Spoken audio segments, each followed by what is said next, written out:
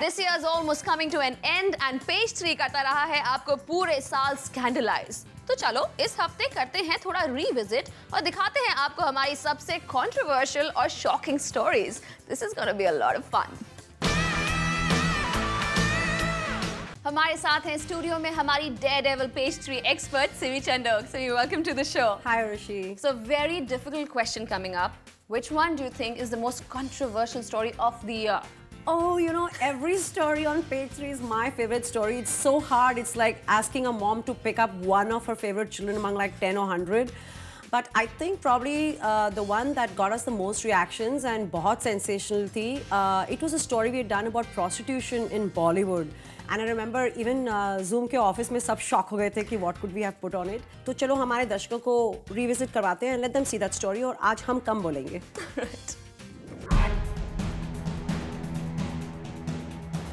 कुछ टाइम पहले एक न्यूज चैनल पर यह खबर फ्लैश हुई कि few television actresses involved in prostitution were exposed.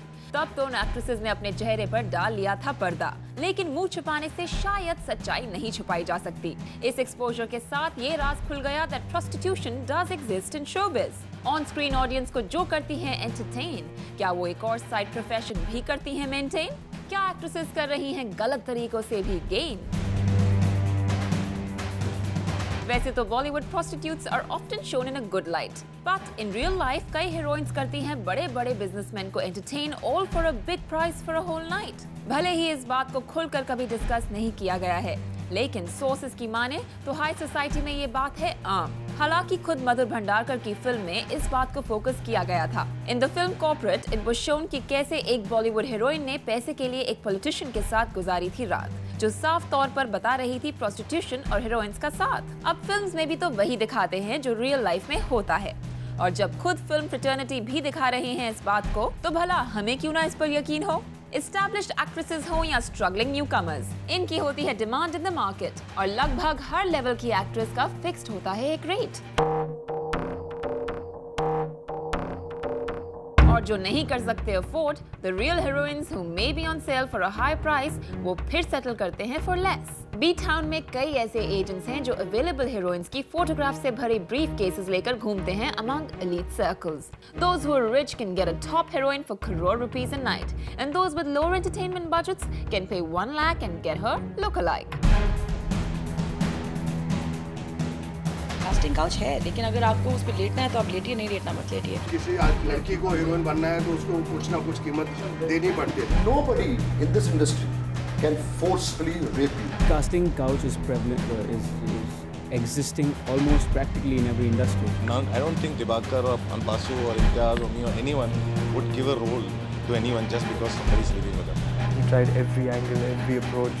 मुझे पता है, इधर आ, चल शॉर्ट ऊपर कर। वैसे प्रोस्टिट्यूशन का एक और पहलू भी है जो आए दिन न्यूज हेडलाइंस बनाती रहती है, The ugly story of the casting couch, जहां फिल्म इंडस्ट्री के बड़े-बड़े प्रोड्यूसर्स और डायरेक्टर्स इस बात से करते हैं इनकार, वहीं कई एक्ट्रेसेस इस बात से करती हैं इकरार। काम पाने के लिए भी कई बार डिमांड की जाती है उनसे एक price. They physically exploit, they are asked to compromise. Film के बदले हीरोइंस को फिजिकली एक्सप्लॉइट करने की खबर ने तब क्रिएट की सेंसेशन जब स्ट्रगलर प्रीति जैन ने किया अपनी रेप की बात को मेंशन। एक्ट्रेस पायल रोहतगी ने तो खुलेआम अपना एक्सपीरियंस शेयर किया विद मीडिया कि कैसे उन्हें ओपनली कहा गया to compromise to get a role in a film. फिर मुझे बोलता है, इधर आ, चल शॉर्ट ऊपर कर। तो I did this and I did this. If we hear the other side, तो ये बात भी सामने आती है कि कई बार लड़कियां हो जाती हैं इतनी desperate to bag a role that they openly offer to do anything for it. कोई पैसे के लिए हो रही है indulge in prostitution, तो कोई फेम के लिए दिखा रही है desperation. तो कभी फिल्म देने के लिए प्रोड्यूसर्स और डायरेक्टर्स करते हैं कॉम्प्रोमाइज की बात को मेंशन। स्टोरीज शायद अलग हैं, मगर crux remains one. Glamorous B town में किसी न किसी रूप में एग्जिस्ट करता है prostitution.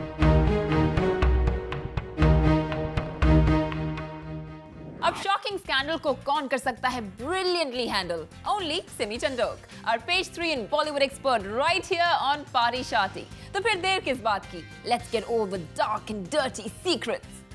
Simi, welcome to the show. Hi Supreet. Well, हमारी एंटरटेनमेंट इंडस्ट्री आजकल एंटरटेनमेंट इंडस्ट्री बनती जा रही है। क्या चलता है वो शायद मुझे भी मालूम है, but we'd like to hear it from you. Well, Supreet, जब entertainment के लिए पैसे लिए जाएं, तो it's not called entertainment, it's called prostitution. So you think it exists? Of course it does. Let's not be naive about it. We all know. आज अगर एक over the hill actress है जिसने सालों साल कोई movies नहीं की हैं, 2-3 movies हैं to her credit, और you have these starlets, you know, who've been around Bollywood, they've not had any hits, and they're still around there. और उनके बहुत fancy apartments हैं, fancy cars हैं. चलो डिज़ाइनर कपड़े मैं बोलूँ फ्री में आ गए कहीं से, किसी डिज़ाइनर ने 1 साल की you know supply they the for walking the ramp, I can still understand. But I don't think builders apartments free देते हैं या कार वाले गाड़ियाँ फ्री देते हैं. तो where are they finding the money to make all these instalments and all these payments? So I think these are real EMIs, easy money installments, easy monthly installments that they do from time to time. But Simi, every industry, every profession is competitive. So why is this a Bollywood thing? Because पहली बात, Bollywood is about glamour, it's about good looks, it's about sex appeal. तो that probably gets to them. Secondly, यहाँ पर जब कोई लड़की आती है, so somewhere there's already a compromise in their mind that this is Bollywood and it's about compromises here. And thirdly, I think जब these lonely girls, they come from small towns and other cities and they come to Bombay और यहाँ पर आके struggle करती हैं and they're trying to make it work. They're already probably compromising with 2 or 3 directors or 2 or 3 producers to get a movie.